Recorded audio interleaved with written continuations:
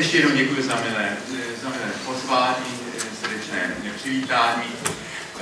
Já každý rok se snažím v té předvánoční době představit svoji novou knížku a odrazit se od ní potom k nějaké úvaze tematické. Uděláme to taky dnes. Já tento rok tedy je jediné zastavení, které dělám po vlastech českých, a to je právě zde v Brně, protože loni jsem nemohl, že jsem ve Spojených státech a letos taky je těch návštěv zahraničních příliš mnoho, tak tu v České republice jsem řekl jedině Brno. Ta moje nová knížka se jmenuje Žít s tajemstvím a je to svého druhu kniha bilanční. Já jsem do 50 let vlastně nic nenapsal, jsem si říkal, to je trošku drzost před 50. rokem života něco psát, takže si něco prožít a promyslet a prostudovat a procestovat a protrpět. A takže jsem ale potom začal intenzivně psát každý rok. A trošku se změnila teďka v posledních letech moje životní situace. Ty knížky se začínají překládat, už to v 11 jazycích a ty pozvání ze světa přichází hodně. A samozřejmě pro mě je to inspirace, jak tyhle ty myšlenky jsou přijímány zase v jiném prostředí, v jiném kontextu. Posledně právě před rokem jsem byl v těch Spojených státech a stal jsem se členem takového zajímavého týmu mezinárodního, který vede Charles Taylor. Filozofům a sociologům a politologům to hodně řekne. Je to nositel Templetonovy ceny, tedy té analogie Nobelovy ceny ve společenských vědách a náboženství. A také sociolog Casanova a další, kteří se zabývají otázkou náboženství v současném světě. Myslím, že z toho může být docela zajímavý tým, takový trošku poradní pro nového papeže, který přináší velmi slibné a nadějné reformní myšlenky do církve, oslovuje lidi daleko za hranicí církve. Takže v tomto roce jsem se snažil projít těch 12 knih z poslední doby, některé články a vybrat z toho ty myšlenky, které mi připadají jako centrální, utřídit je tematicky a nabídnout knihu, která může být jednak takovým trošku orientační pomůckou pro člověka, který by se chtěl víc vyznat v tom myšlenkovém světě, anebo že může být kniha pro lidi, kteří si chtějí žít prostě vždycky do myšlenku k vlastní meditaci. Pro ten studijní účel, tam je ještě taková doplňková studie jednoho z mých žáků, který na Lovaňské univerzitě v Belgii obhájil licenciátní práci, v které se snaží ten můj příspěvek k soudobé teologii zařadit do toho kontextu evropského a západního teologického, filozofického myšlení. A právě on, a píše to tam také, že jsme jenom spolu měli rozhovor, já jsem říkal, že jsem jako googloval ohledně postmoderní teologie a zjistil jsem, že na té anglické Wikipedii jsem uváděl mezi těmi autory postmoderní teologie. Já jsem si říkal, že je to na internetu, to musí být pravda.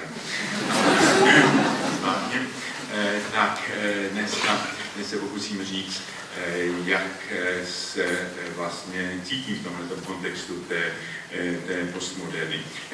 O tom tématu teologie nebo náboženství, křesťanství, víra v kontextu postmoderní kultury bych řekl pár myšlenek a potom vstoupíme do debaty a uvidíme, jestli budeme spíš tím akademickým směrem, nebo spíš se budeme ještě zabývat některými dalšími věcmi, které vás mohou zajímat. Čili samo to slovo postmoderna, víte, že je mnohoznačné.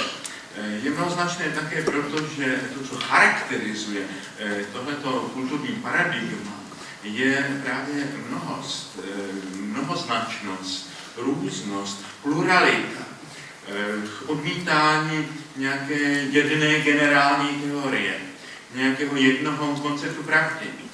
Poznání, že musíme se na věci dívat z různých úhlů zároveň Někteří proto to postmoderní myšlení a odmítají jako nějaký relativismus.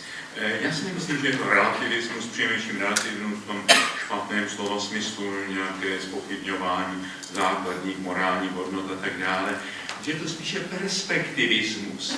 To, s čím poprvé vlastně přišel Nietzsche a co je dnes obvyklé, zejména ve společenských vědách, tam jsem daleka nejenom ve společenských vědách, to, že když vám někdo něco říká, tak mu musíte opáčit, než mi řekneš to, co si myslíš a co vidíš, tak mi řekni, kde stojíš, když se díváš a přemýšlíš a proč tam také stojíš. Protože každý z nás vidí věci z určitého úhlu, z určitého omezeného úhlu. Nikdo z nás není v té godlike position, a proto také potřebujeme vzájemný dialog s lidmi, kteří se dívají na věci z jiné perspektivy, v jiném kulturním, případně kulturně historickém kontextu. Potřebujeme dialog, abychom se vzájemně doplňovali. Ta různost může vést k jakési kakofonii, k jakési disharmonii, ale může také být skládání mozaiky. A právě ten charakter mozaiky je něco, co postmoderní kulturu charakterizuje. Jistě tedy můžeme chápat tu postmodernu tak, jak ji chápají její kritici. Je to vlastně něco, co je ještě nevyzrálé, co přináší právě především různost, ale když ten pojem, který charakterizuje určité směry v architektuře, v umění, taky ve filozofii a i ve filozofii náboženství a náboženském myšlení, když je takto používáme, tak musíme rozlišit celou řadu proudů, myšlenkových proudů v rámci toho postmoderního myšlení. Nejznámější jsou ti francouzští postmodernisté, Derrida, Foucault, kde je tím hlavním pojmem dekonstrukce, čili podívat se na ty koncepty světa a spíše na jejich předpoklady. A pak je tam směr toho francouzského, amerického, katolického postmodernismu, který mne do značné míry inspiruje, a o kterém budu ještě trošku dále mluvit. To jsou lidé jako francouzský myslitel Jean-Luc Marion, nebo dva mě blízcí autoři američtí Richard Kearney a John Caputo. Ale také jsou to autoři obecně v tom anglosaském světě, ten směr, který se nazývá Radical Orthodoxy. A tam jsou jak katolíci, tak anglikáni. V poslední době to anglikánské myšlení připadá zajímavé. A například bývalý Canterburyský arcibiskup a předtím oxfordský studentský duchovní Rowan. Také ale některé směry toho postmoderního myšlení ku podivu jsou evangelikální teologie. Já jsem často, a tady nechci čím místé pokání, jsem měl poněkud zkreslený obraz toho evangelikálního směru protestantské teologie, protože jsem si ho spojoval především s takovým fundamentalismem, s tím, co je divokou obdobou těch různých charismatických hnutí. Samozřejmě to je jedna tvář toho evangelikálního hnutí. Ale vlastně celá řada těch evangelikálů upozornila, jak u nás a i v tom anglosaském světě potom, když se začaly ty mé knížky překládat i do angličtiny, říkali mi, vlastně vás strašně rádi čteme a proč nám pořád nadáváte, proč si pořád nás děláte legraci. A tak mě nabídli také vhled do té současné evangelikální teologie, která už je daleko klidnější, hlubší, vzdálená od toho fundamentalismu a kde máme skutečně některé návazné body. Já se snažím se podívat na to téma náboženství postmoderně očima jednak té filozofické a teologické inspirace, té filozofické teologie, ale i očima sociologickýma a psychologickýma. Právě ten sociologický pohled otvírá jedno téma, které by mohlo být takovým podtitulem do našeho setkání. Zda ta postmoderní společnost, ta postmoderní kultura je také postsekulární. Zda sekularizace, to velké paradigma výkladu, sociologického výkladu především, nebo z hlediska teorie kultury, výkladu západních dějin. Představa, že náboženství během moderny ztrácí na významu a možná bude úplně mizet.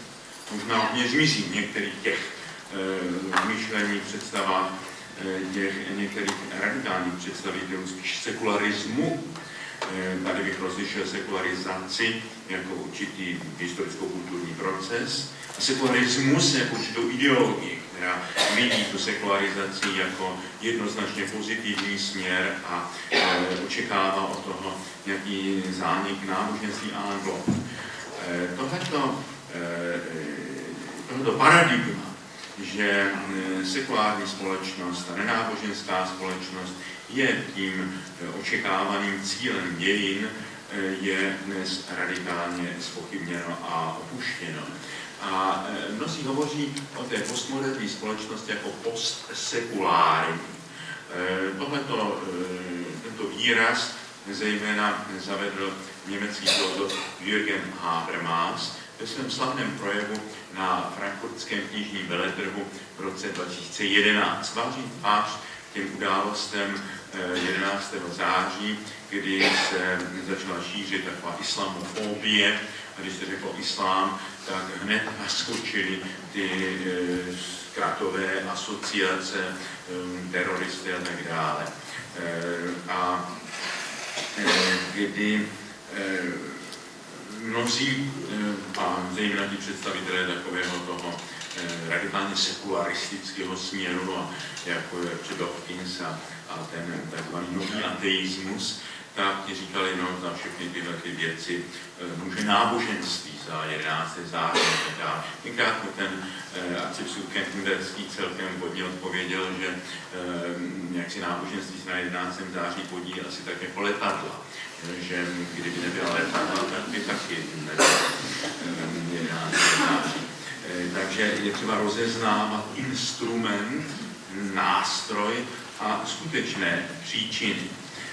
Takže v této chvíli, kdy byl takový veliký odstup od náboženství vůbec a islámu zvlášť, tak Jürgen Habermas, levicový filozof, řekl, ale ta dnešní doba je postsekulární, už nevystačíme jenom právě s tím podceněním toho fenoménu náboženství, my se jim musíme zabývat velmi vážně.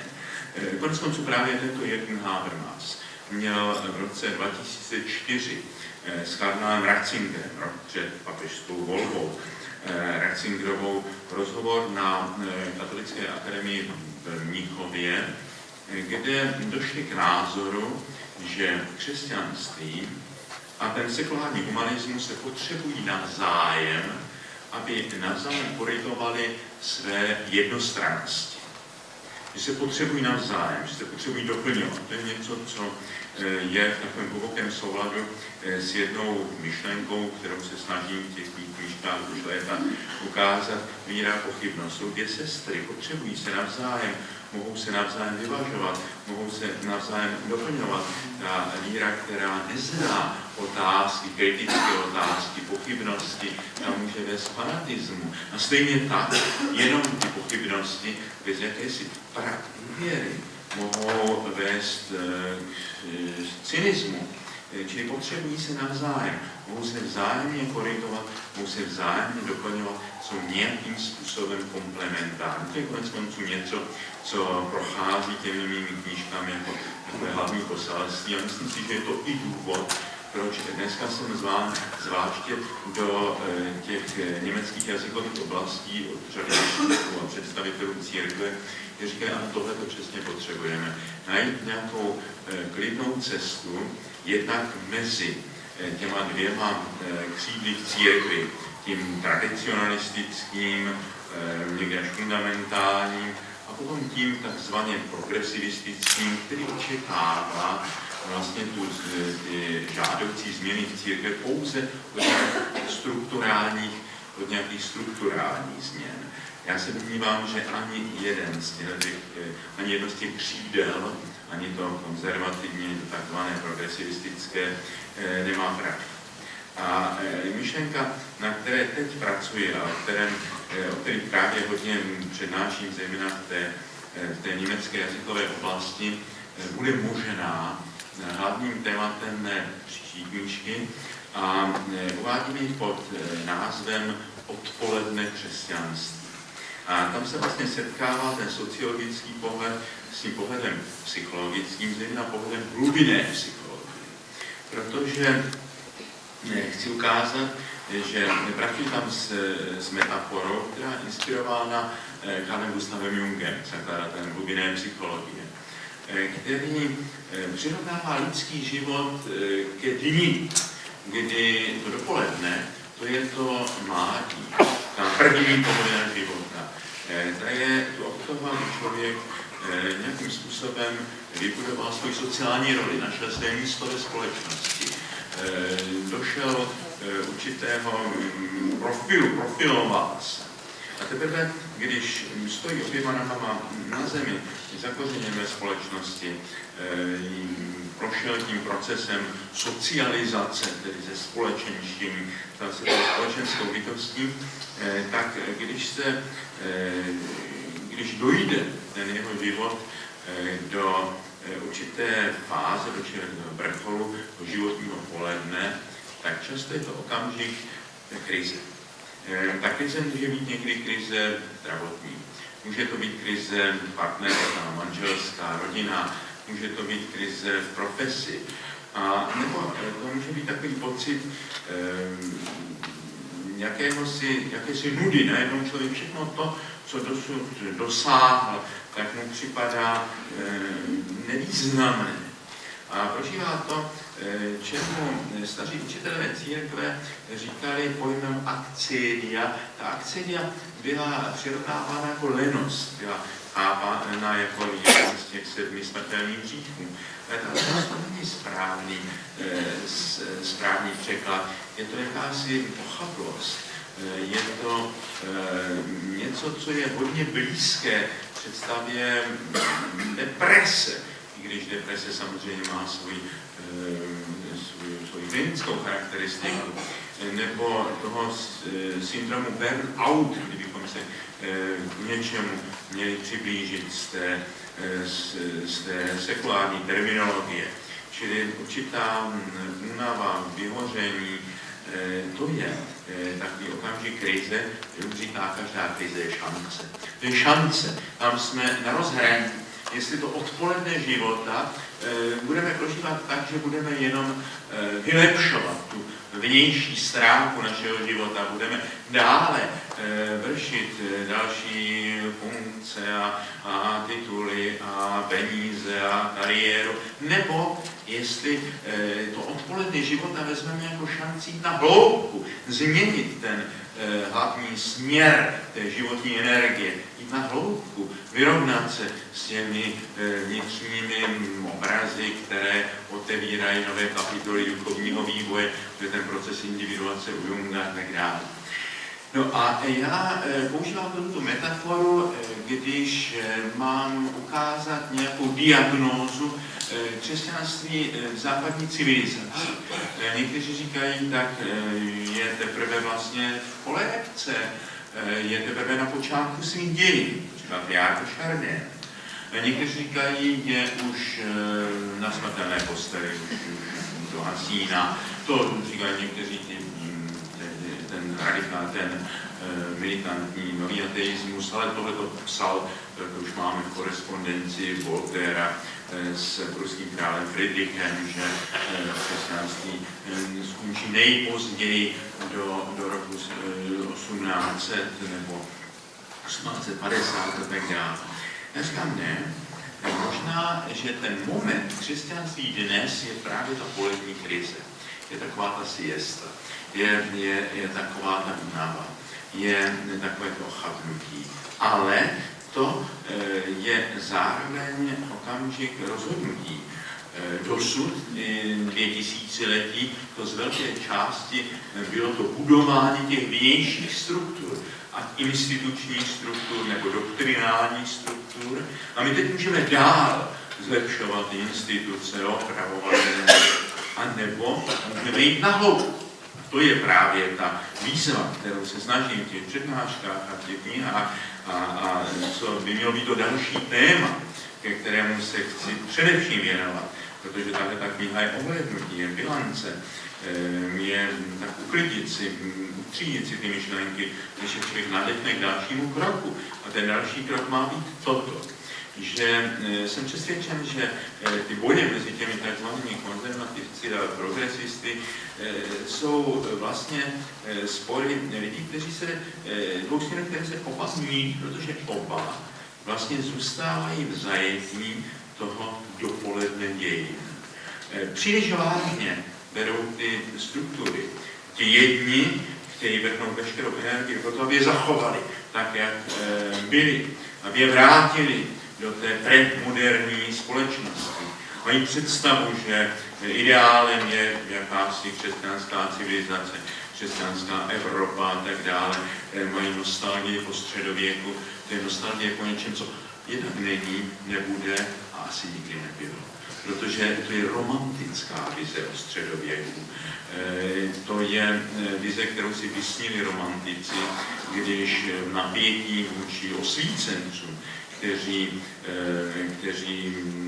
křesťanství a celou tu katolickou kulturu odmítali, tak romantici zase přišli s takovým obrazem středověkého ideálu. Ale oba ty pohledy byly naprosto jednostranné a tady nikdy nebyla taková ta mohutná katolická civilizace.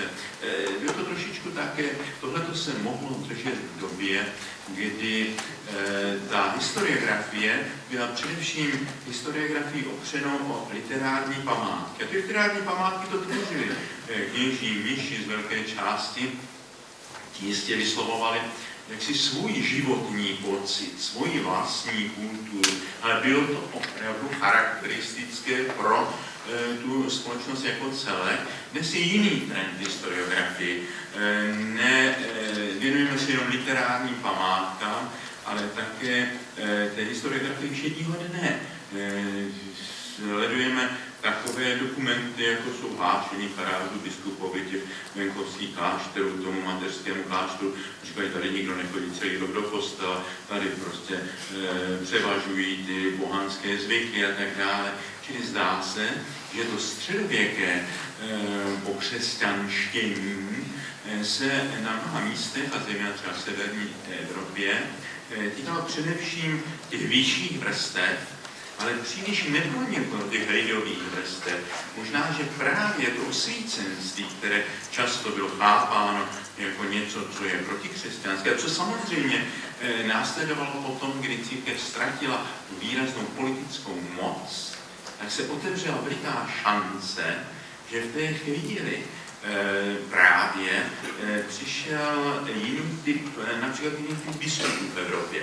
Už to po té velké sekularizaci církevního majetku za napoleonských válek nebyli především ti aristokrati, kteří měli zkušenost s tím feudální správou pozemků, ale byli to lidé z měšťanských vrstev vzdělání, kteří také dbali vzdělání kléru a vzdělání lidu. Možná právě v tom osvícenství se mnohé ty křesťanské hodnoty teprve více dostaly do té celkové lidové kultury, než tomu bylo v tom velebeném středověku. Čili ne návrat do středověku, ne nostalgie po středověku, ne snaha za každou cenu udržet ty struktury, jaké jsou, ale stejně tak považuji za omyl vidět tu spásu v tom, že především ty struktury budeme měnit. Jistě to všechno, co bývá tím nejčastějším heslem toho takzvaného progresivistického proudu, dobrovolníci celibátu, svěcení žen a tak dále. Proč se o těchto věcech nebavit? Samozřejmě nemá být něco tabuizováno. Já jsem strašně rád, že tento papež chce, aby se o věcech jaksi velmi poctivě hovořilo, ale nečekám od těchto strukturálních změn skutečně záchranu církve a křesťanství. To musí jít jinudy. To nepůjde ani napravo, ani nalevo, ani zpátky, ani ve smyslu nějakého progresu, přizpůsobení té moderní civilizaci. A postmoderna nabízí šanci jít na hloubku. Trošku ty struktury nechat být. Ani nebojovat, ani se nesnažit zpevňovat. Od nich mít jakýsi vnitřní odstup s tím, že jsou některé věci, které jsou důležitější. A důležitější je určitý styl myšlení, určitý typ řeči. To, co nabízí ten papež, který takhle svítí naději pro svět, je trochu jiná řeč a trochu jiný styl projevového vystupování, který navíc má tu úžasnou věrohodnost toho, že je to kryto tím jeho životním stylem a životním postojem a životní historií. Proto to z něho těšení někteří. A najednou nečekali, že se v církvi objeví někdo, kdo to evangelium bere skutečně vážně. A to na nejvyšší místě. To je, že si znáte to vyprávění, jak se pápu dívám se svatým Petrem na televizi a tam je takový záběr z Číny, jak tam okopávají ty políčka, a pán to říká Petrovi, no, to je hrozný, jak ty trpí, že?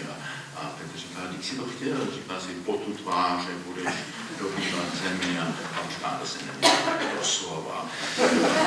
Teďka je další záběr porod, že? Pán říká, to je hrozný, jak ta žena trpí a Petr říká, když to chtěl, když si říká, bolesti budeš rodit děti a pan říká, ne, to jsem nemyslel, tak doslova. A teďka je záběr z Vatikánu, přijíždějí ty Cadillacy, vystupují kardinály. A pan říká, co je zase tohle? A Petr říká, no to jsou ty, co pochopili, že to všechno nemyslel tak doslova.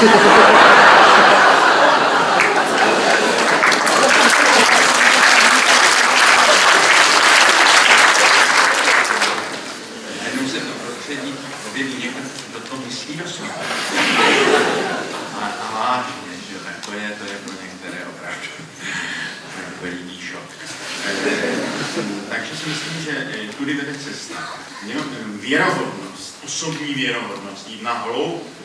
To je člověk, to, co on říká, to vychází z hloubky modlitby a meditace. To jsou líbivá hesla. Čili a určitá obnova řeči. Obnova, protože to je důležité. Řeč není jenom nějaký nástroj, řeč je svět svého druhu. Vyjádří něco, prozrazuje. Takže ta obnova řeči víry a prostě ta spirituální hloubka, to je, myslím, tam vede cesta. A mnozí asi tuší, že ano, to je možná to slovo, které nyní potřebujeme. No, k těm, čili tohle je ta metafora z té hlubinné psychologie. Ti autoři, kteří mě inspirují, například je to jeden belgický jezuita, který se jmenuje Leerens, ty vlámská jména, těžko Le a Ners se vyslovuje. U těch vlámů to Čechů pořádně nevím, jak to vysloví. A ten má jeden takový koncept, říká, oni jsou vlastně 3 přístupy ke světu. On je nazývá heteronomní, autonomní a theonomní. Já mám trošku otázník nad tím posledním názvem, ale ta zároveň jednoduchá myšlenka je důležitá. On říká, ten první, který vychází prostě z archaického vnímání světa, to je představa, že za tímto naším světem nějaký jiný pravý svět a z toho pravého světa přicházejí do toho našeho světa pokyny, příkazy. Bůh je v tom světě za tímto světem. To má svůj platonský koncept.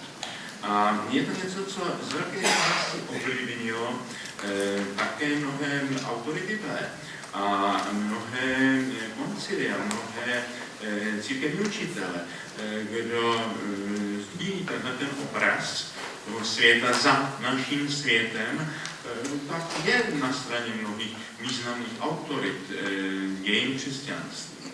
Ovšem tenhle koncept těch dvou světů, toho pravého světa zásvětí a tohoto světa, který je řízen zvnějšku, právě v té moderně se dostal do krize. Ta moderna znamenala alternativu. Ta moderna proti tomuto heteronomnímu, či heteronomos, to jiné, to ostatní, to zvnějšku, zákony dané zvnějšku, nahradila autonomním. Říká, není žádný takovýhle svět za světem. Najednou nový druh vědy, nový druh kosmologie, nový druh pohledu na novou podmíněnost lidského života, na ten kontext lidského života, ať je to ten biologický v evoluční teorii, ať je to ten sociohistorický marxismus, ať je to ten psychologický, v hlubinné psychologii, že se ukazuje, že to lidské rácio je také z velké části ovlivněno tím nevědomím člověka. To všechno třáslo tímhletím pohledem. No, ještě bychom mohli dál, ale jenom jsem chtěl říci, moderní novověký svět říká, ano, tento svět si stačí. Ten nejradikálněji to odmítnutí toho onoho světa je Nietzsche, který říká, že to jsou ti zásvětníci a i člověk je součástí vrcholem tohoto světa. On si musí dávat sám své zákony. On je svobodný v tom, že sám si sobě dává zákony. Tohle to bylo hlavní heslo osvícenství. Vrchol a zároveň i taková vnitřní kritika je jmenovala Kanta, který chce zachovat tu autonomii, člověka, ale zároveň chce toho člověka sebevědomého, moderního, osvíceného člověka, čím člověkem morálně zavázaným. A říká, že člověk si sám musí klást své zákony a ty zákony chápat jako povinnost, jako mravní povinnost. Jestliže tu mravní povinnost chápe jakožto boží zákon, to je ta zbožnost a tak dále. Čili autonomní autonomii, to je ta moderna. Ale to není poslední slovo. Dneska je samozřejmě, že v té moderně takto chápané, a říkám to prosím hodně zjednodušeně, moderna má spoustu tváří, je samozřejmě to náboženství ztrácí svůj význam, protože zvláště to, které bylo chápáno především jako poukazující na ten heteronomní zdroj mravních a jiných zákonů, fyzikálních zákonů a tak dále. Ta prvotní představa byla skutečně překonána.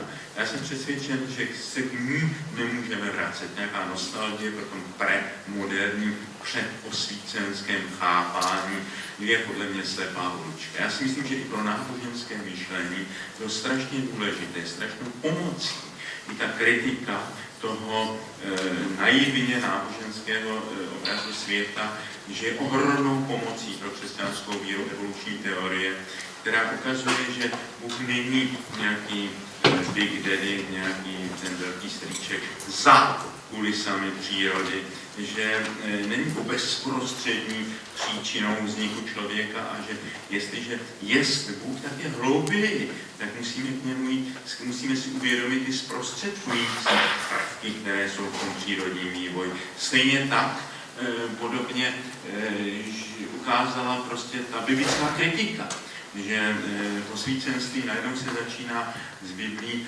zacházet i způsobem vědeckým, to znamená, že se odkrývá, že ta Bible není jenom nějaký bezprostřední diktát z mnoho světa, ale že jestliže je tu ta božská inspirace, tak je třeba hledat ty mezistupně. Ty mezistupně jsou ta lidská stránka Bibli, ten lidský jazyk, ty lidské představy, kterých je tam spoustu a které jsou samozřejmě podmíněny určitou kulturou a dobou, čili hledání toho vlastního poselství Bible je velice důkladná a složitá teologická a exegetická práce. Není to primitivně jenom prostě bezprostředně diktovaný text. Stejně tak, jak si uvědomujeme, ta religionistická studia ukazují, že křesťanství tady nestojí ve vzduchoprázdnu, že je samozřejmě ovlivněno celou řadou kulturních vlivů, těch ostatních náboženství a tak dále. To vědecké poznání je podle mého názoru jaksi ohromnou pomocí teologii, aby se očistila u těch naivních představ a hledala Boha hlouběji. A to je to, co myslím říká ten Lerns, že to, co on nazývá tím teonomním principem. Já bych to nenazval takhle teonomním, ale myslím si, že má dobrou myšlenku v tom, říká ta autonomie zapomněla na hlubinný rozměr skutečnosti. My musíme, jestliže se ptáme po Bohu, tak ho nemůžeme hledat někde v jakémsi zásvětí.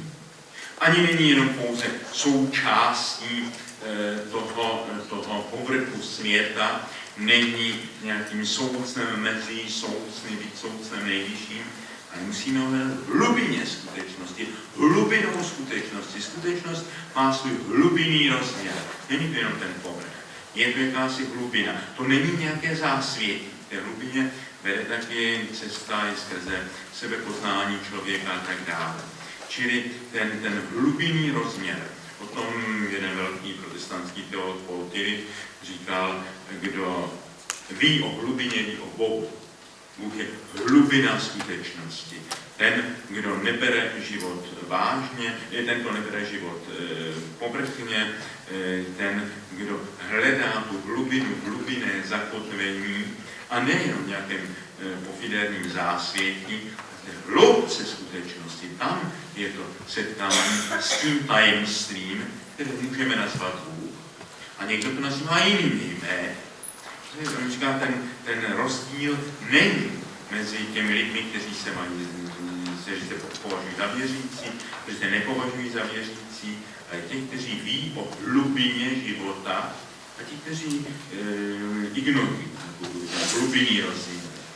Já si myslím, že s tím je spojena ještě jedna sociologická představa, další věc, kterou dnes se snažím na těch setkáních s těmi kněžími v zahraničí a biskupy zdůrazňovat. To je myšlenka, kterou poprvé vyslovil sociolog Robert Watnow a pak ji velmi opakuje, rozpracovává ten Charles Taylor.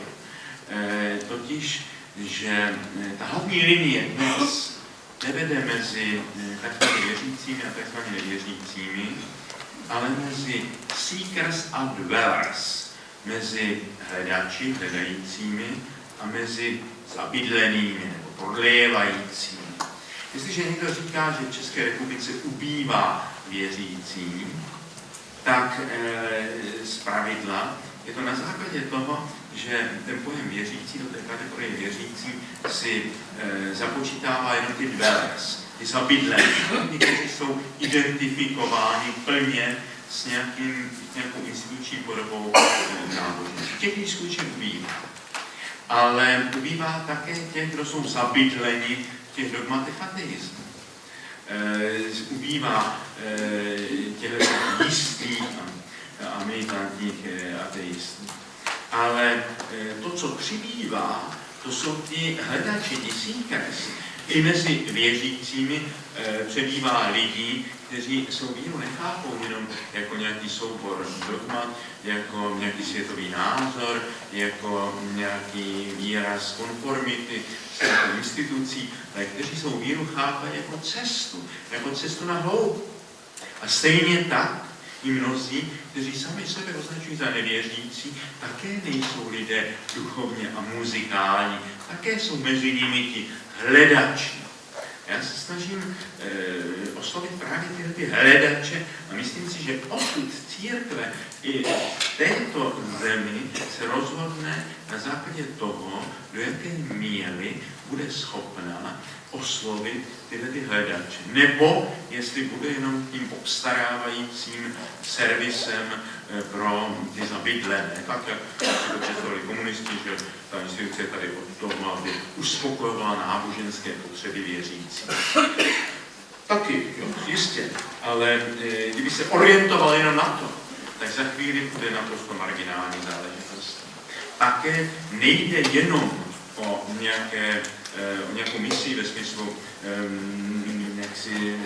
lapání nových věřících. Tady jde skutečně o to doprovázení těch hledajících a ne s tím, že my jsme ti nositele té konečné pravdy a my jsme její majitele. Ne, my jsme tady ti, kteří vycházejí z určitého pokladu tradice, z určitého pokladu víry, který musíme nějakým způsobem rekontextualizovat, nově chápat, právě v dialogu s těmi hledajícími. A my jsme tady, abychom je doprovázeli a byli hledající s hledajícími. Tím hledajícím nemůže přijít prostě ten, kdo, já už to tady mám všecko v kapse a tady bratře si spasem přijďte. To musí být také určitá solidarita a hledání. Já si myslím, že tady je obrovská zkušenost, i tedy, když mluvíme o církevním prostředí, obrovská zkušenost s tou takzvanou kategoriální pastorací, s těmi armádními kaplany, nemocničními kaplany. A já si myslím, že podobně jsou vlastně ti studentští kaplani, nebo vězenčí kaplan. Vězenský kaplan tam není jenom pro zbožné zločince. Když se říká, s tím já mám obrovskou zkušenost, říká C.S. Lewis, ze všech zlých lidí jsou nejhorší zbožní zlí lidé. A s tím mám velikou zkušenost. Ale takže ten vězný kaplan pro všechny. Ten nemocniční kaplan tam není jenom jako pan farář, který dá poslední pomazání tomu katolíkovi, který ho to žádá. Je tam pro všechny. S vědomím, že a není jenom nějaký misionář, který čeká na to, že ten člověk prostě v té slabé chvílce se eventuálně obrátí a tak dále. Tohle to přece nejde. Ten člověk, který je v nějaké, zvlášť který je v nějaké hraniční situaci, jako je nemoc, nebo jako je armáda, jako je vězení, ale svým způsobem určitou hraniční situací je i ten student. Tam není přímá analogie, jistá analogie také na přechodu mezi určitými stavy nebo životními kapitolami. A na těchto hranicích si člověk prostě klade určité zásadní duchovně existenciální otázky. A my zde máme být jako ti, kteří doprovázejí lidi v tom duchovním hledání. A kteří jsou tady pro všechny, s tím, že jsme přesvědčeni, že ta duchovní dimenze je něco, co není jenom monopolem těch tradičně věřících, ale co patří k lidskému životu jako takovému. Ta dimenzi má každý, někdo ji má nerozvinutou, ale zpravidla se tato dimenze zvláště stává citlivou a vnímavou v těch hraničních situacích. No a pak tam má být někdo, kdo je ještě něco jiného než psycholog, něco jiného než sociální pracovník, i něco jiného než klasický farář, ale jako ten, který dovede lidi doprovázet na cestě hledání smyslu. Jestliže církev bude tím, kdo doprovází na cestě hledání smyslu, jistě bude čerpat ze svých duchovních zdrojů. Ale, jak si musí respektovat tu svobodu člověka, že on si pak zvolí tu svoji cestu, ten svůj tvar, jak ten jeho duchovní život má vypadat. V tomhle vidím určitou budoucnost. Čili to byla poznámka k té hlubině. Pak tam můj další velmi inspirující filozof Richard Kearney, původně Ir, teďka působí v Bosnu. Ten psal zajímavých knih. Jedna je The God Who May Be. To už jsem psal v jedné, vlastně dvou knížkách. Ten říká, Bůh k nám přichází jako možnost, jako nabídka. A rozvádí ten dialog, který má Mojžíš s Hospodinem v tom planujícím keři. A tam mu, že zpravidla se to sebepředstavení Boží, jsem, který jsem, chápalo jako něco, jako metafyzická definice. Má esence,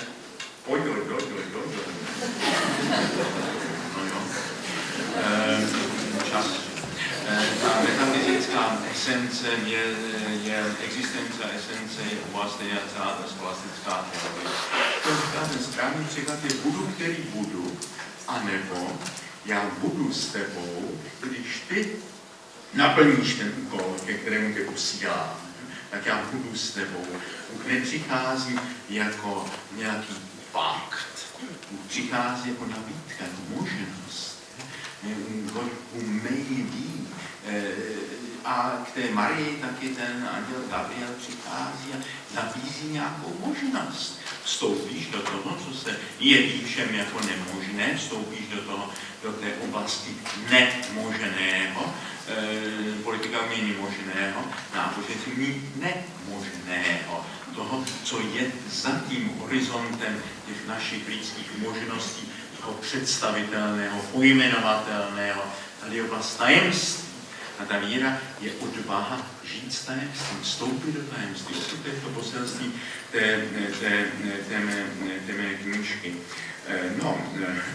Pak, tedy když už jsem takhle tlačen, další knížka toho Kearneyho, která teďka je pro mě obrovsky inspirující, se jmenuje Anateismus. To je pojem, který téměř si neznámý. A já se skutečně hlásím k anateistům. Anateismus znamená, jak si to ana je řecky znovu věřit. Říká, tohle je víra, která prošla prostě tou výhní kritiky, které určitým způsobem byla destruována ta naivní víra. Jo, a to je svým způsobem dobře. Ten moment, která prochází tím momentem ateismu. A teď já se snažím ukázat, to jak na té rovině individuální, tak na té rovině kulturní a jaksi celospolečenské. Takže na té rovině individuální prostě nějaká ta naučená, převzatá víra, tradice, ale ta jednoho nemusí přestat. Já to vidím v té akademické pastoraci, že přichází lidé z některých tradičních oblastí a najednou ten styl víry, zapad pánů za to, ta dětská víra, jestliže byla předána jaksi poctivě a hezky a bez nějakých nátlaků a tak dále, je to krásný archaický svět. V něm člověk nemůže trvale žít. Jednou se prostě to narazí na určité problémy. Ten člověk často projde nějakou fází vzpoury a odmítání a může ty věci znovu najít a znovu ne tak, že se to vrací zpátky, ale že je to na nějaké hlubší a zralejší rovině. Já si myslím, tohleto se děje i s tou vírou na té rovině kulturní, že bylo třeba projít tím osvícenstvím, bylo třeba projít tou smrtí Boha, o které mluví Nietzsche. Ta banální představa Boha musela zemřít, musela tady být ta veliká kritika a tam má v sobě něco strašně důležitého a je to veliký dar. Muselo také být to ztroskotání té představy o Bohu, který nás vodí jako na drátkách, tváří tvář tomu holokaustu, tragédiím a tak dále. Tohle je něco, co bylo důležité, aby ta naivní víra ztroskotala, ale pak musí být jakási víra navzdory. Pak už je to svobodná volba. Ten svět je ambivalentní. To už říkal Pascal, že je dost tmy pro toho, kdo nechce věřit, a je dost světla pro toho, kdo věřit chce. Ten svět je ambivalentní. Kdyby svět byl dokonalý, kdyby tam nebyly ty tragédie, války a tak dále, tak bychom žádné Boha nepotřebovali. Že to by svět byl sám Bohem. Pro mě to zlo a ty tragédie není argument pro Boha, ale pak výzva hledat za tím horizontem tohoto světa. Kdyby ty problémy tam nebyly, svět by byl harmonický, dokonalý, tak to je sám Bůh. Proč bychom se po nějakém Bohu ptali? Ale právě, jestliže ten svět je plný tragédie, těch věcí, tam je třeba si pokládat ty radikální otázky a dokonce vědět, že na ně v tomto světě nedostaneme často uspokojující odpověď. A ta odpověď víry by neměla být jenom takovou tu lacinou odpovědí, která všechno vysvětlí. To nejsou problémy. Problémy jsou to, co můžeme vyřešit a jsme hotovi. Tady je to tajemství. S tajemství nemůžeme být hotovi. Tajemství nemá dno. Tajemství nás zve stále novému promýšlení a hledání. Musíme být stále na cestě. Ježíš říká, jsem cesta, pravda, život. Není takový ideolog, který prostě dává ty konečné odpovědi. Počkejte, jo, ta eschatologická trpělivost, ta otevřenost, jo, to je to důležité. A to je pro mě především víra, ta schopnost otevřít i účast se trvat v tom tajemství, které mě nedává jednoduché odpovědi. Vydržet ty pochybnosti a otázky. Tam je ta zralost víry. To je podle mě ten anateismus. Znovu věřit, ale ne ve smyslu se vrátit k tomu dětskému, nebo k nějaké dětské podobě církve, historicky dávné, nebo k tomu prvotnímu nadšení konvertity. To všechno je krásné, dobré, já jsem si to prožil, ale jednou to musí také na něco narazit, tam skončí ty náboženské iluze, ale může se tam zrodit víra.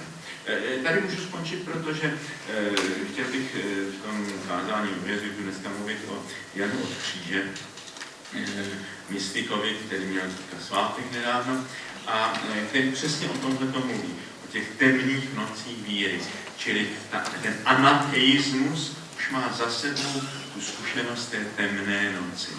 A já si myslím, že tahle ta víra vyzkoušená, že ta víra, která nese často ty rány, to je to, o čem se snažím svědčit v těch svých knihách, ve své práci, pastorační práci, a co si myslím, že je velikou nabídkou, která může oslovit lidi, opravdu ty otevřené, ty hledače, v té celé škále, ať už se k těm náboženským institucím hlásí nebo nehlásí, ať to tajemství nazývají tím tradičním jménem Bůh a proč ne, jako co už má být než toto radikální tajemství, anebo hledají jiná jména. Ale důležité je, že ví o hlubině. Tak, co vám jsem chtěl říct?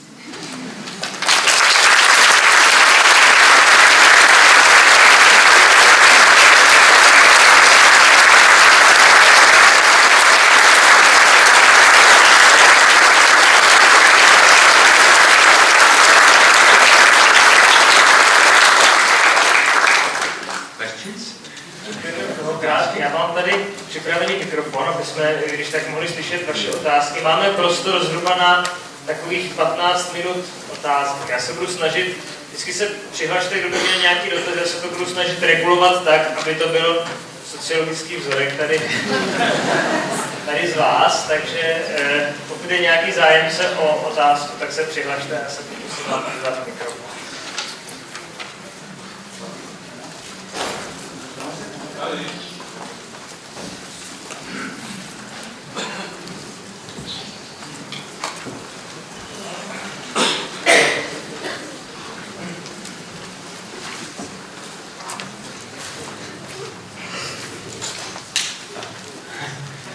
Mluvil jste o mládí té víry a čím si prochází, jaké bude stáří?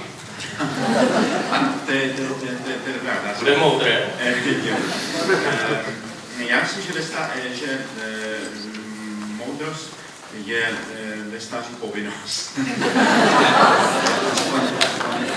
Aspoň snaha o ní.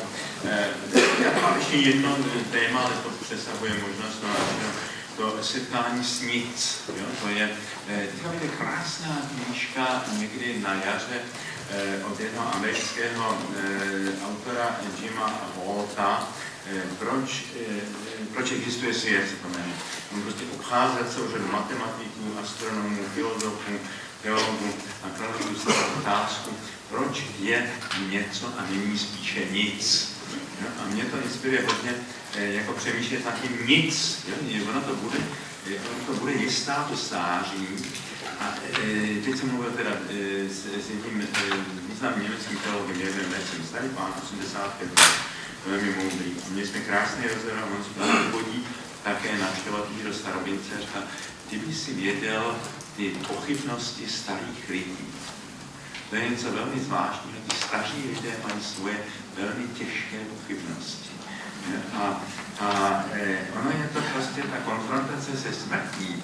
Vlastně, já jsem napsal teďka v létě jednu knihu, která nevyjde česky, protože už jsem o sobě to řekl až moc, ale je to na objednávku německé nakladatelství, je to takovou autobiografii. Dotáhl jsem to až do své smrti.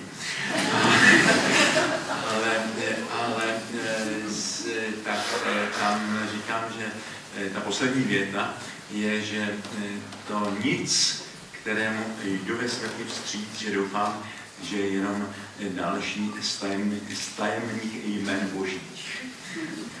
A on jako mistr Eckhart a mnozí mystici i ten říkají, jako Bůh není nic v tomto světě. To nic je strašně zajímavá kategorie. Nic je přesně tak tajemné a nepředstavitelné jako Bůh. My si nejsme schopni představit nic. My jsme si schopni představit prázdný prostor, ale to není nic. A představit si nic, jo, a v mnoha mystických tradicích, samozřejmě na východě je to zvláště, že je ta vnitřní spřízněnost, nic a plnost. Jo. Já si myslím, že to je trošku nějaké uvažování o smrti.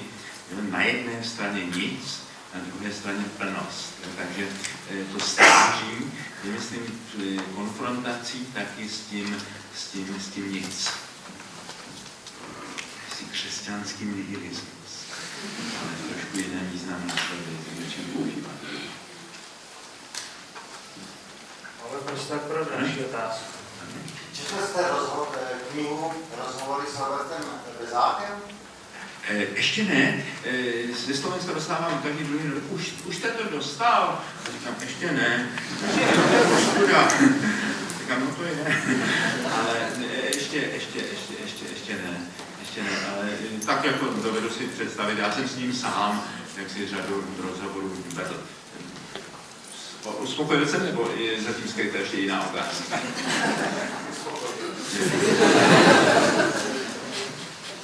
Rád si přijde, protože ten jeho příběh je něco, co nesu v srdci. Jo?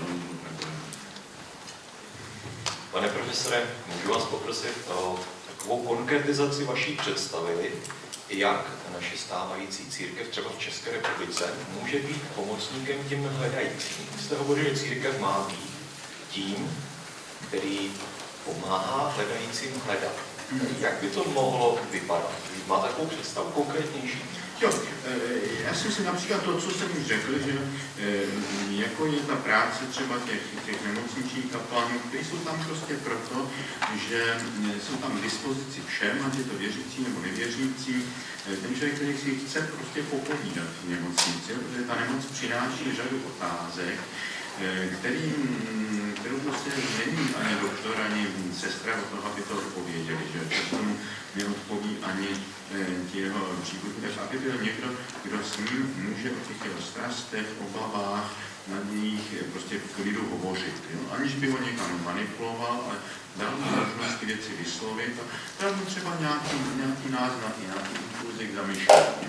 A je tam prostě součástí toho lékařství, ty lékaři to potřebují, že ty člověk, který je vystaven prostě každodenně bolesti, tak prostě pak z něho může být takový ten cynický řezník, že si člověk představoval ty staré chirurgie, nebo se prostě může taky zbláznit, že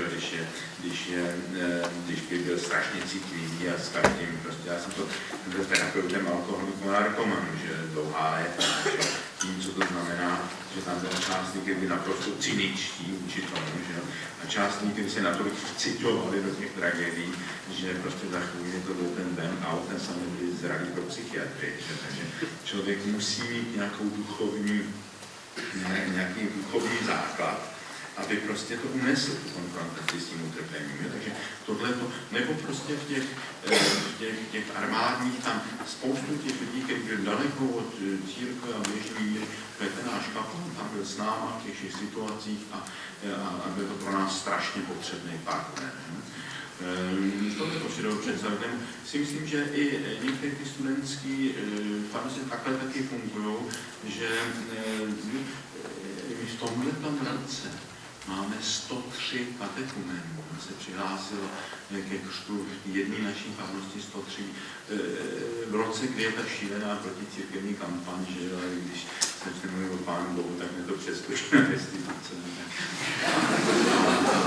Prostě tyhle lidi to nezasahuje, protože zase vidí, že je tady trošku jiný typ policismu. Nám nejde o to dělat nějakou nalejvárnu, ale vytvořit prostředí, kde můžeme o těch duchovních věcech mluvit a mluvit prostě v kontextu kultury, kde je spoustu těch kulturních programů a kde je možné prostě velice otevřeně, rozumně diskutovat o všem. Kde ten člověk nebude diskvalifikovaný, nemusí nosit nějakou masku, že je prostě přijat takový, jaký je. A budeme mluvit prostě o těch věcech, že na některý taky nemá odpověď, jak řeknu, že nemáme. Takže když se vytvoří takovýhle prostředí, to si myslím, že je ta podoba církve. No. Jestliže to bude jenom ta obslužná těch lidí, tak to bude přesně to, co mnozí říkají, to je ten rozdíl mezi evropskou a americkou církví. Prostě v té Americe je pluralita církví a ty církve sebou musí vrskat. No. Oni se musí snažit. No. V mnoha těch evropských zemích ty církve se chovají jako líné firmy, které mají jednu sadu nabídek, která se úplně míní s těmi potřebami lidí. Potom stále naříkají, kteří jsou materialistický, konzumistický, takže to je blbost. Ten současný člověk není tohleto. To jsou lidi mají duchovní potřeby, mají velmi diferencované duchovní potřeby. A když s tím svým hledáním prostě přijdu na faru a na faře prostě se tam tady, jako je neděli mše a potom eventuálně pohřtíme, vodáme, pohřbíme a tím to končí. No, a oni hledají prostě někoho, kdo by je doprovodil na duchovní cestě. A když to řeknu panu faráři, tak mnohý jako neví, o čem je řeč. Jako expert na ten rituál.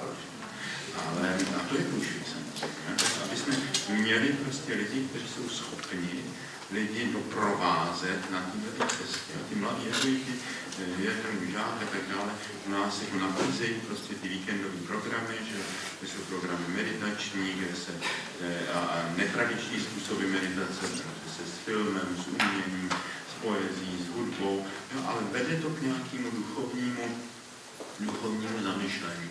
To si myslím, že je ta cesta. Máme dotaz v rohu a pak máme prostor ještě asi pro jeden dotaz a prosil bych, aby to pak byla nějaká žena, protože zatím to byli sami muži.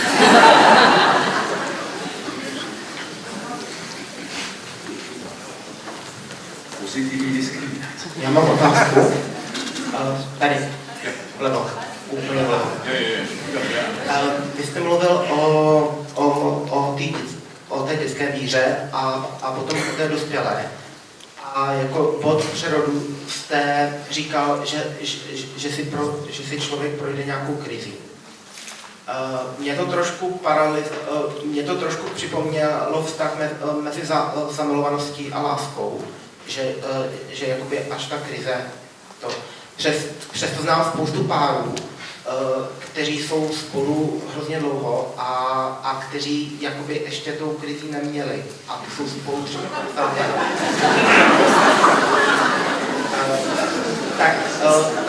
Tak jsem se chtěl chtěl zeptat, jestli si myslíte, že ta krize je tam nutnou součástí, nebo pokud to mám formulovat jinak, jak se stát dospělým ve víře, aniž by si člověk předtím nabil nos. Myslím, že některé věci nelze přeskočit. Jo? Jako, samozřejmě to, co tady říkám, to není nějaký dogmatický předpis, každá ta cesta. Já jsem opravdu jako k tomu křestnímu pramení doprovodil víc než 1000 lidí za těch 25-24 let. Jo, takže a těch lidí, když jsem vyslechl ještě v té svátosti smíření a tak dále, ještě víc. Takže vím, že prostě každý má svoji nezastupitelnou individuální cestu a Pán Bůh má s každým svůj příběh. I s každým nevěřícím má svůj příběh. Ale a že není možné dávat zase nějakou obecnou šablonu. Ze všeho jsou výjimky. No, takže mohou být tak výjimky. Já nemůžu někomu namluvit do břicha krizi. No. Máš krizi, tak přes se. Ale je to hodně obecné. Jo? I to máte ve vztahu mezi rodiči a dětmi, že jako ano, jsou takový, kde je ten vztah naprosto harmonický, jako vatovecích po dospělé, ale to je spíš málo kdy. Jo? Taky tam bude nějaká ta fáze, kdy najednou si ten rodič myslí, jak jsou ty děti si myslí, jak jsou ty rodiče blbí, že a ten rodič zase prostě nedopřeje ten čas, ten prostor té svobody, anebo se zase na ně, jo, prostě tyhle okamžiky nedorozumění jsou, a to, co jste říkal, jsou zamilovanosti a láskou, jasně, že já říkám tím párům, který vodávám, nevodám vás o to, jestli jste zamilovaní, nebo je to láska, jo? Zamilovanost je krásný období, ale tam milujeme na tom druhém ten svůj ideální obraz. Ale jestliže se nedovedeme odpoutat toho individuálního obrazu a přijmout toho druhého, jaký je, protože nikdy nepasuje úplně do našeho obrazu, tak se může stát, že budeme celý život trestat za to, že neodpovídá tomu obrazu, který bychom si udělali. Takže ten okamžik, kdy jednou člověk musí říct, musím toho druhého přijmout takový, jaký je, že? A tam se potom rozhodnout, ano, tak je to ten člověk, pro kterého jsem tady, anebo ne, jo? Ale nemůžu ta láska, ta osudná, že ty zamilovanost, je to i bez toho Pánu Bohu, to je dobrý, když se člověk se znovu zamiluje do Boha. Konvertita, který pak si prošel nějakým útlumem a najednou zase je tam taková fáze a když ty starý lidi zase se znovu objeví, zase jsou romantický, to potřebujeme čas od času, že jasně. Ale jako nedá se na to spoléhat. Nemůžeme budovat ty věci jenom na těch emocích. To je to, že si lidi si pletou lásku s emocí. Že? Já k němu nic necítím, tak to od sebe. Že? No, to je tragédie, že já nic necítím, tak proč bych se modlil, když přitom nic necítím. Ale kdybychom tyhle ty věci stavěli na tak prchavý věci, jako je emocionální nálada, to závisí na tom, jak jsme se najedli a jak nám fungují střeva a jak jsme časí a koho jsme potkali a tak dále. To jsou ty emoce, je důležitá věc, ale prostě na tom se nedá postavit život. Tam musí trošku hlouběji. No, ta láska je schopnost prostě přijmout do je a dát mu bezpečný prostor, v kterém on může být sám sebou. Protože člověk nemůže vlastně být plně sám sebou, rozvinout každý z nás má v sobě úžasné potenciality, který může rozvinout jenom v tom bezpečném prostoru, když ho někdo má rád, přijímá ho a ten člověk ví, že se tam nemusí stylizovat, nemusí se ničeho bát, může být sám sebou a to být sám sebou neznamená, že budu bezohledný ničemu, ale právě, že tím, že jsem dostal ten prostor, ten důvěry a bezpečnosti, tak mě to zavazuje, abych toho partnera nesklamal, nezranil. V tom bezpečném prostoru se můžu stát, teprve rozvinout to, co ve mně je, a to je láska. Taky ten zážitek, že najednou je něco nebo někdo, co je důležitější než je já, že ta naše kultura nafukuje strašně to já. A teďka mít zážitek, že to je úžasný osvobození, že člověk je osvobozen od té největší vazby, která je ta spoutanost s sebou sám. To je nám taková úleva, jo, když člověk jako přestane být Bohem. Jo. To je jak ten jeden jezuita, ten Demenos. Oznamuji vám, že dnes jsem přestal být ředitel vesmíru. Taková úleva. Dnes jsem přestal mít představu, že musím spasit celý svět. Jo. Prostě ne. Ta, jedna z věcí, která je strašně důležitá na víře v Boha, je to, že já a nejsem Bůh a nemusím být Bůh. Že nemusím být, jak nám říkal plukovník Petřík při vojenské přípravě, říkal chlapci, když nemohu spát, zabývám se myšlenkou, jak uvést celý vesmír do stavu bojové pohotovosti.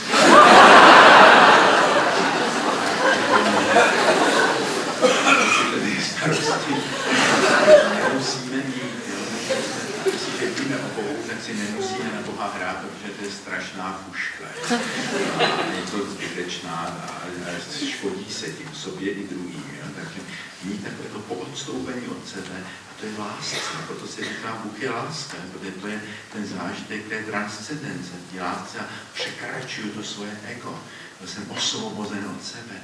To je takový zdroj radosti, že včera jsme mluvili na neděle, kde je ta radost. Objevme radost za zábavou. Zábava, ten průmysl zábavy, že je náhražka lidí, kteří nejsou schopni radosti. Buď v té nejblbější podobě, jsou ty americké filmy, kde je ten prefabrikovaný sníh, nebo politici, kteří se sbírají body, že jsou prostě hospodskými baviči. Nemusíme chodit daleko, že? Prostě ta zábava, zábavnost, to je prostě nedostatek radosti. Radost je duchovní kvalita, to je duchovní svoboda. Tak přeju moc radosti. Úplně poslední dotaz, protože musíme naplnit určité struktury, jako je třeba už u jezuitů, která začíná v 7 hodin. A ještě to stíháme, dobrý, já to hlídám právě. Tak ještě poslední dotaz, který vyrovnáme tady. Měl jste někdy okamžik, kdy jste byl dvelec? Myslíte co? Kdy jste byl dvelem? Dvelec. Zabydlený. Jo, ten dvelec. Aha, dvelec. Asi jo.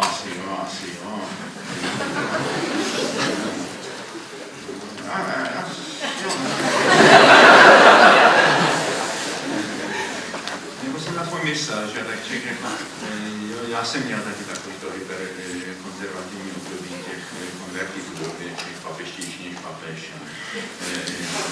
Ale když se to stává notorickým, já to uznávám, že u těch nadšených konvertů, že jednu dobu mají takový, jsou hyperkonzervativní a mají radost z toho, že je tam ty pevné odpovědi a tak. Jo, tak to jsem jistou dobu měl taky samozřejmě. No a ono tohle je většinou teďka samozřejmě jsou ti dvelec taky v té slušné podobě, já to nechci karikovat. Jsou lidi, kteří si našli to svoje místo a teďka tam prostě jsou ta bydlení a můžou to být fajn lidi a to já nechci takhle karikovat. Ale horší je to, když jsou jako zabarikádovaní, no? Když to není jenom zabydleně zabarikádovaní a ten svět okolo jako demonizují, že? Kdo trošku vidí ten svět jinak než oni, tak to je od ďábla. To je nebezpečný. No? Takže, a často jsou to lidi nejistí a často jsou to lidi, kteří zvlášť třeba v tom náboženství, ale i v ateismu, jsou to lidi, kteří trpí hroznýma pochybnostmi. Ale oni si je nejsou schopni připustit a zpracovat, tak je projikují do těch druhých. To jsou často ty nejmilitantnější věřící, jsou lidi, kteří vůbec se nejsou vnitřně jistí tou svou vírou, kteří trpí velkými pochybnostmi, ale nejsou schopni se s tím vyrovnat, si je připustit, tak je projikují a tam to dovedou napříč. Tam prostě dovedou pronásledovat je heretiky, odhalovat a tak dále. Ale je to jejich zápas s nimi samotnými, s tím nepřiznaným stínem. A stejně tak, že ty militantní ateisti, to je taky trošku nálovený, on je to taky straší, jestli přece jenom jako, to zaklápnou ty dvířka krematoria a rozložíme se jen na nějaký ten popelíček, ale jestli přece nebudeme muset vydávat taky trochu. Jo, ta berlička toho nápadu, že nic není, no, je velmi snadná věc, ale jako ono třeba budeme muset vydávat počet ze svého života. No, to je znepokojující. No, takže jako, ta laciná útěcha toho, že nic není, lidi říkají prostě poslední soud a tak dále, že to je laciná útěcha. Myslím, že laciná útěcha je představa, že se změníme kyselým máselnou. To, že budu muset stát před Hospodinem a slova a skutku vydávat počet na tu žádnou lacinou útěchu, teda nevidím. Takže někdy jako i ten zabydlený ateista říká, kdo ví, že jak to je. A potom to překřikuje tím bojem proti tomu náboženství. Takže často ty militantní lidi jsou ty lidi, kteří jsou vnitřně hrozně nejistí a překřikují tu vlastní nejistotu. Ten zralý člověk vůbec nemá potřebu jako démonizovat, který si myslí něco jiného.